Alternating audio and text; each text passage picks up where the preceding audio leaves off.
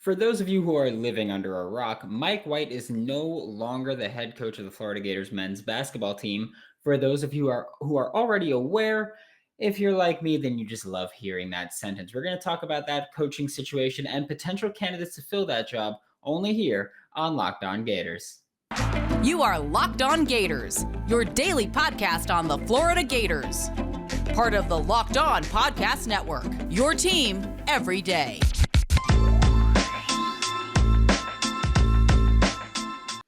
Hello and welcome back to another episode of Locked On Gators, part of the Locked On Podcast Network, your team every day. Thanks for making Locked On Gators your first to listen of the day. We are available daily and free wherever you listen to the podcast. Stat Hero is reshaping the way you play fantasy sports.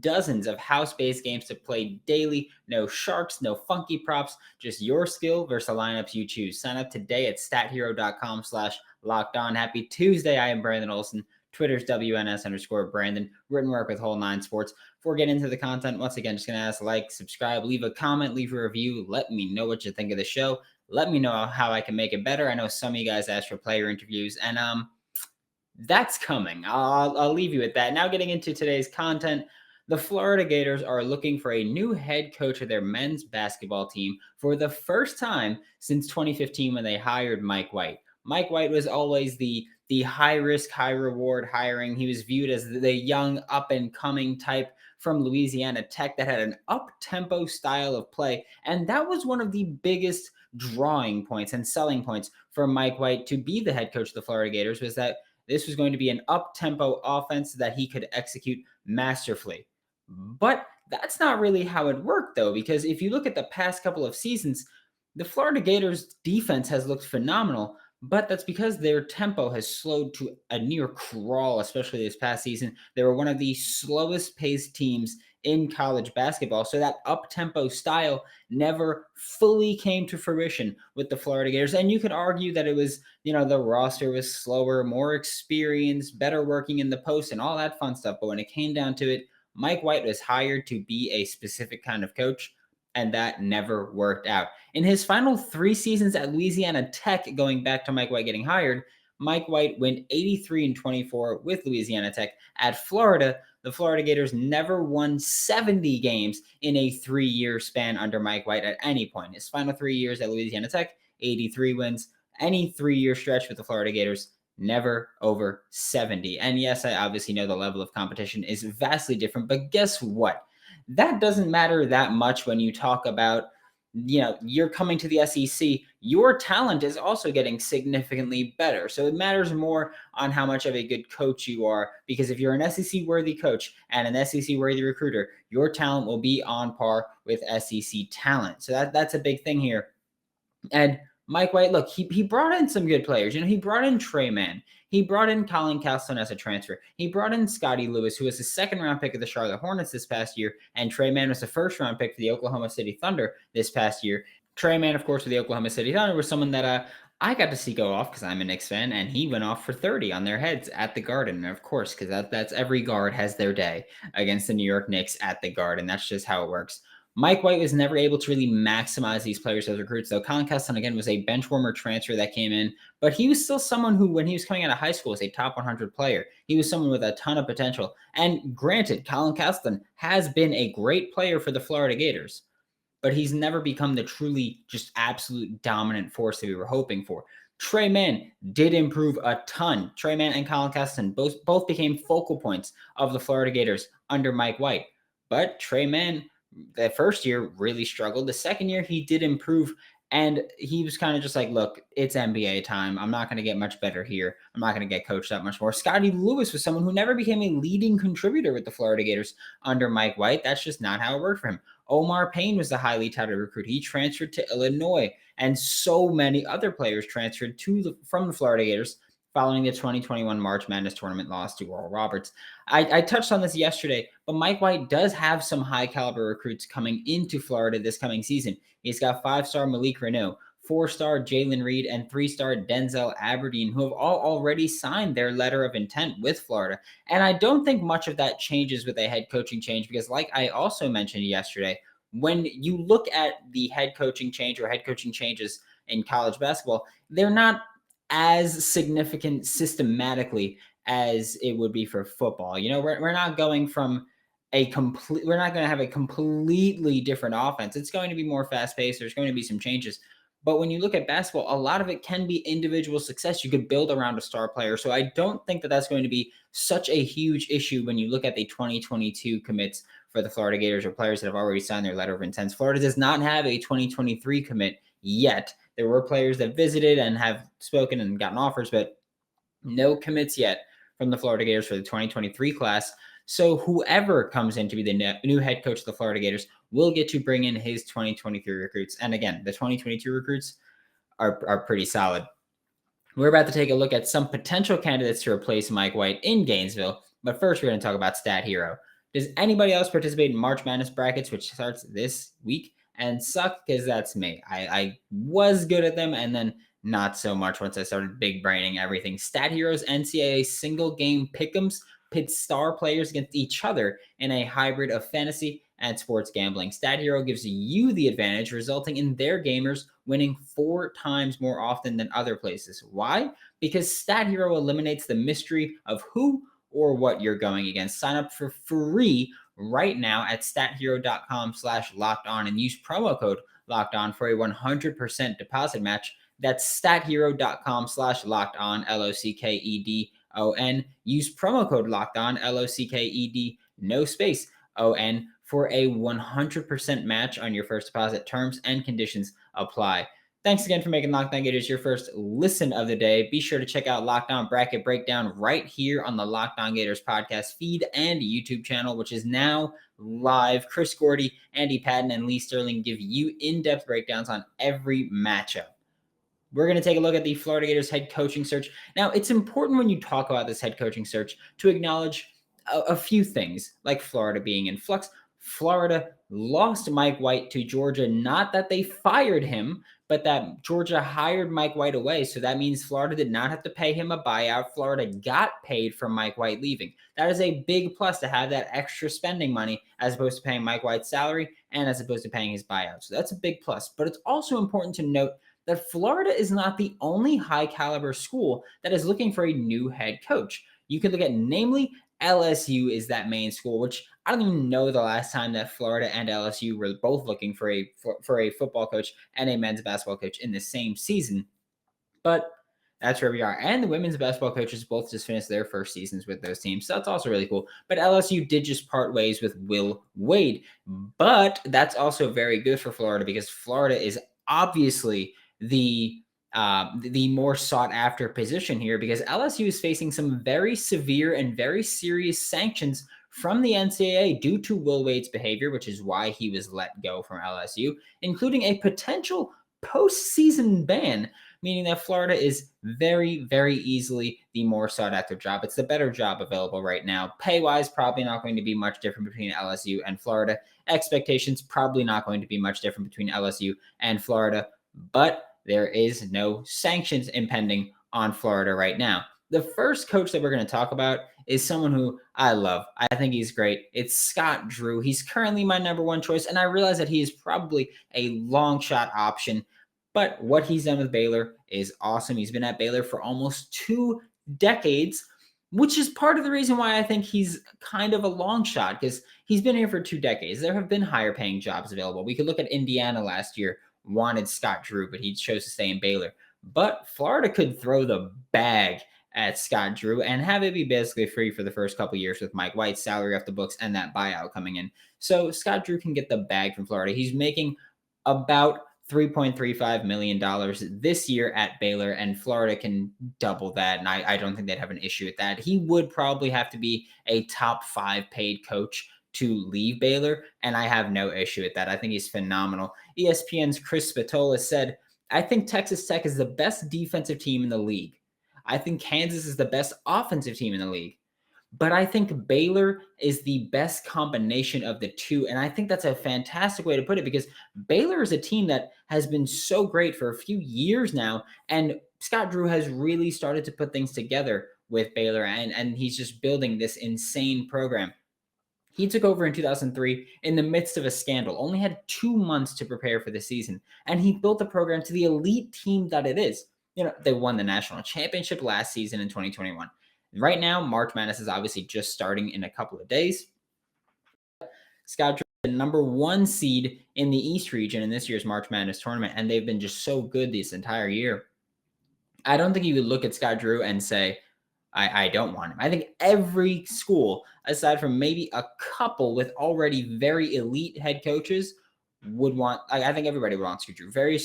Would want Scott Drew. Very few schools would turn him down. And again, that's only if you have the elite head coach or if you cannot afford him. Florida does not have a head coach, and Florida has no problem throwing money at people. That's a very obvious thing where Florida is going to get the most of their money's worth, but at the same time, this is an elite program with elite expectations. And I realize that a lot of people have been complaining recently about Florida's expectations and Florida fans' expectations. They're not too high. Florida expects to be an elite program. And regardless of, even if you want to just say Florida expects to be a very good program, if the goal was to make the March Madness tournament every year, Mike White did not achieve those goals. So even if we didn't have insane expectations, Mike White didn't reach those goals. So he's gone, and Scott Drew would be the perfect replacement. But let's say that Scott Drew doesn't want to leave Baylor. Let's say that's not an option. We can look at the number 2 guy on my list right now, which is Matt McMahon, the head coach of Murray State, won the Ohio Valley Conference Coach of the Year this past season. He is a 4-time regular season conference champ under Murray State is a 4-time regular season conference champ under McMahon, 3-time conference tournament champs. One big thing for Matt McMahon, he helped John Morant get drafted number 2 overall in the 2019 NBA draft. And I know that, especially when you look at basketball, you can go through a star. You can be a very star-driven team, and you can get drafted high regardless of how great your coach is, because if you're a great player, you'll get drafted high in basketball. But he did help John Morant. He got John Morant there. He got John Morant developed and ready for the NBA. And John Morant has been a freaking superstar as of late. The question here, though, would be the same that, with Scott Drew, it's would he leave Baylor? Here, Matt McMahon, I don't think it would be an issue getting Matt McMahon to come to Florida. It'd be significantly cheaper than Scott Drew would be, and he'd get a big pay bump. But I think the question here is the same one that we had with Mike White when he was coming over from Louisiana Tech. Can he do it on a bigger stage? And I think when you look at that, you also have to look at how they performed on their smaller stage, where Mike White had great success, but he did not have a conference tournament title under his belt. I believe he had 2 regular season tournament titles, but he did not have a conference tournament title under his belt. Where you look at Matt McMahon, he's got 4 regular season conference championships under his belt. He's got 3-time conference tournament championships under his belt. So Matt McMahon, yes, he's coming from a smaller school, or he would be coming from a smaller school, and you can absolutely raise the question of, is Matt McMahon ready for the big stage? And I think the answer to this question is yes. We're going to talk about someone in the next segment that I will say I don't know if the answer is yes to that question. I am skeptical of it. But when we look at Matt McMahon at Murray State, I think he's proven enough where he just needs the opportunity at a big school. And he's one of those guys where, the question was risen with Billy Napier coming from Louisiana of, is he ready for a big stage? Is he ready for the big school? And I think the answer is yes with him. I think the answer would be yes with Matt McMahon too. And don't get me wrong, there's going to be a lot of coaches that we're going to talk about, and I'm not going to be super high on all of them. Matt McMahon right now is number 2 on my list in terms of who should be the next head coach of the Florida Gators men's basketball team. I think he's the answer. I think it's Scott Drew is number 1. You got to see it. You got to at least kick the tires and see if he would be willing to leave Baylor. I think that's the biggest question. I think if he's willing to leave, Florida will do whatever they can to make it happen. I don't think that's an issue. Matt McMahon, is he ready? I think you talk to him, you sit down, you have some conversations. But right now, from the outside looking in, I think Matt McMahon is ready for that head coaching job on a big stage. But there's more people to talk about. In the next segment, we're going to talk about a coach who came from a big school, took off this past year, and maybe could be the Florida Gators' next head coach. But first, we're going to talk to you about Run Your Pool, because March Madness is here. You've got to set your bracket, and you've got to get ready. Because if you use Run Your Pool, which is what you should do, I mean, it's better than any other place you're going to run your bracket. You've got Pick'em Survivor too. But Run Your Pool is great because you can go to Run Your Pool. You can check in the comments, in the description of this video, a link to the Run Your Pool where you can compete against myself and other Locked On Gators listeners as well. But also, you can go to runyourpool.com/lockedon and you can also set your own bracket there and compete to win a cash prize. If you want to set up your own pool for friends, family, business, charity, whatever purpose, use code Pure Madness at checkout for $10 off your custom pool.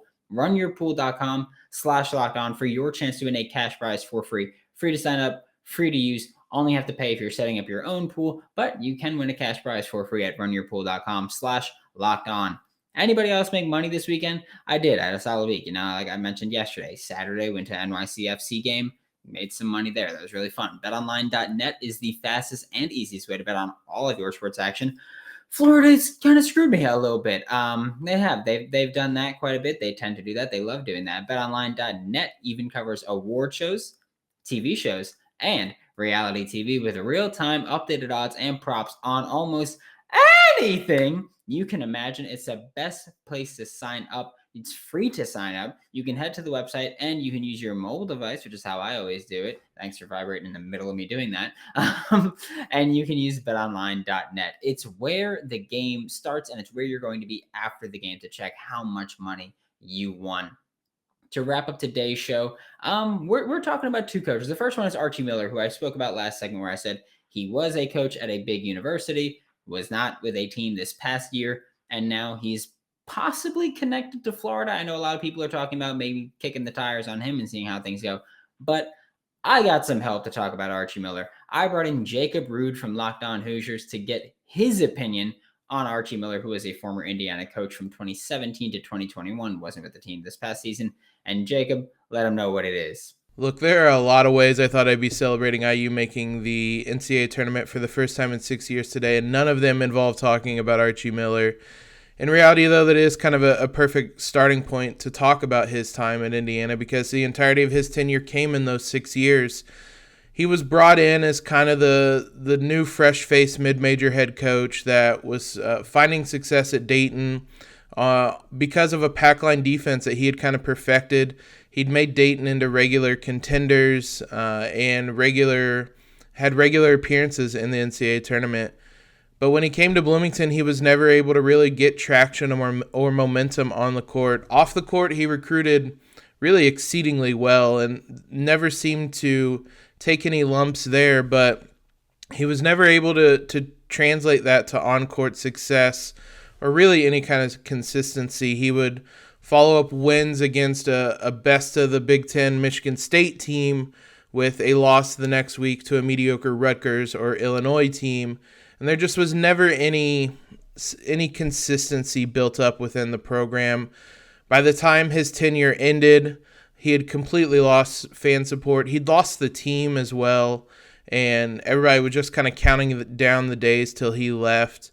It wasn't a very pleasant time in Bloomington, but I do think that there are ingredients there for him to find success. Like I said, he never lost that momentum, I should say, on the recruiting trail. I do think the pack line defense can work. Perhaps with a different program and a different conference, he'd be able to find success, but that was certainly never really the case in Bloomington. Jacob's analysis rings true through Hoosier Nation. I even spoke to Jake Stillwell from Around the Block Hoosiers, and he left me with this. You won't hear a bad thing about him on my end. I think he just got unlucky on a few recruits who were supposed to be great shooters and just weren't. If there's a tournament in 2020, he's probably still the coach at Indiana this season. You can see, like, he's a great recruiter. People like Archie Miller in the sense of he can bring in talent. It just didn't always work out on the court. But similar to the Dallas Cowboys with Mike McCarthy, which I know is a horrible example, but he took a year off. He worked on his coaching tactics, and maybe Archie Miller did the same thing. He's a great recruiter. He just couldn't get it to mesh on the court. He's got that pack line defense that everybody loves, and it feels like that's something Florida fans would love. But maybe Archie Miller has changed his coaching tactics. Maybe he's changed his coaching style a little bit, and he can put things together and he can mix it up on the court with the Florida Gators. I'm not even sure if he would be looking, and I'm not sure if he will really be considered for the Florida Gators, but he's a name that I've seen floated quite a bit on Twitter and message boards, and I've seen it around enough where it's like, well, guess who I'm going to talk about? Archie Miller a little bit. And then we're going to look at a name where I've seen a lot less frequently, but I've still seen spattered here and there. That is Dennis Gates, longtime assistant coach all over the country, but his longest stop was in Tallahassee with the Florida State Seminoles from 2004 to 2005 was his first stint. And then he had a much longer stint from 2011 to 2019. And while he was with Florida State, Dennis Gates saw 7 NCAA tournament appearances, 2 Sweet 16 appearances, and 1 Elite 8 appearance, which is great for him. He's been there. Obviously, he hasn't been there as a head coach that much. He has been there once, but he hasn't been there that much as the head coach. But Dennis Gates is now with Cleveland State, but he's got the experience of coaching with Florida State at a Power 5. Again, as an assistant, but still at the Power 5. He's got experience recruiting and coaching in the state of Florida, which is also big because I feel like it's very difficult to just come from Indiana or to come from somewhere very far away from Florida and want to bring in Florida recruits. A lot of Florida recruits are very homebody type, or not homebody types, but they tend to stay home and you want to keep them home because Florida has great recruits at pretty much all sports levels. But Dennis Gates joined Cleveland State after they went 10-21 during the 2018 to 2019 college basketball season. In his first season with the Vikings, they went 11-21, and obviously that's not great. That's a 1-game improvement or 1-win improvement in one more game in that time. So 1 more win, slightly higher win percentage than the season before he joined. But then you look at the second season when the Cleveland State Vikings went 19-8 under Dennis Gates, and then this past season they went 20-10. He also got 1 conference tournament title in that time, which again, we look at a small school coach who might be making the big leap to come to Gainesville and be the Florida Gators head coach. And it's like, well, Mike White didn't win a conference tournament with Louisiana Tech. Dennis Gates did with Cleveland State. And again, this is an even bigger jump, I think, from Louisiana Tech to Florida, coming from Cleveland State to Florida. But in that time, Dennis Gates did have a conference tournament title, and he did have a March Madness appearance as they made the tournament last season. So Dennis Gates has proven that he can build the team and develop it, and he's a quick riser, obviously. He's been a head coach for 3 seasons at Cleveland State. He brought this team in his second season to the NCAA tournament. He won a conference title in his second season after a horrid first season with 11-21. Look, it was an improvement, but it was still very bad. But I'm skeptical here. And I don't think Dennis Gates is ready for big time action. When we look at a coach who's going to come from a small school to a massive program that is Florida with very high expectations and very high hopes, I think, yes, Dennis Gates is someone to keep an eye on. But I don't think he's right for the Florida Gators in this cycle. I think that we should look for someone with some more sustained success. 3 years is not that long a time. Even if you look at Matt McMahon, he's got a few more years under his belt, and that's enough for me. 5 seasons of a head coach is good enough for me, or 5 seasons of head coaching experience is good enough for me. Dennis Gates, I just don't think is the right fit. We'll take more of a look at him, of course, if he does gain some traction. He's certainly someone to keep an eye on, maybe not for the Florida Gators, but if you're just a fan of college basketball, it won't be long before Dennis Gates is a head coach at a larger program. Maybe he takes the LSU job. With their sanctions, they're a little less sought after jobs. So maybe Dennis Gates takes a job there where there won't be high expectations early on because of impending sanctions that would keep them out of the postseason anyway. So maybe he goes to LSU, but I don't think he's the right fit for Florida right now. And look, if he does come to Florida, I have no problem eating my words and saying that, but he's someone who I still want to look at because I've seen his name spattered a little bit, but I don't think he's going to be the guy. I do think that this coaching search will be lengthier than when Mike White got hired. I believe that coaching search only took a week after Billy Donovan left. And we can even look at this past football coaching search where Billy Napier was hired a week after Dan Mullen was fired. Well, I guess 2 weeks technically after Dan Mullen was gone. But I think that Dennis Gates won't be in the running for this one, or won't be seriously considered for this one. But he's worth talking about just in case, because again, he has had more success than Mike White did, and Mike White only had 4 years of head coaching experience before coming to the Florida Gators. Thanks for making Locked On Gators your first listen of the day. Every day we are available daily and free wherever you listen to the podcast. We'll be back tomorrow with more on your Florida Gators head coaching vacancy. Now make your second listen Locked On NFL Draft. Ryan Tracy and NFL cornerback Eric Crocker bring the NFL Draft to life every day with insight and analysis on college football prospects and NFL front offices. For Locked On Gators, I'm Brandon Olson. Don't forget to follow me on Twitter at WNS_Brandon. Find all my written work with Whole 9 Sports. That is WHOLENIE Sports. And I will see you all tomorrow.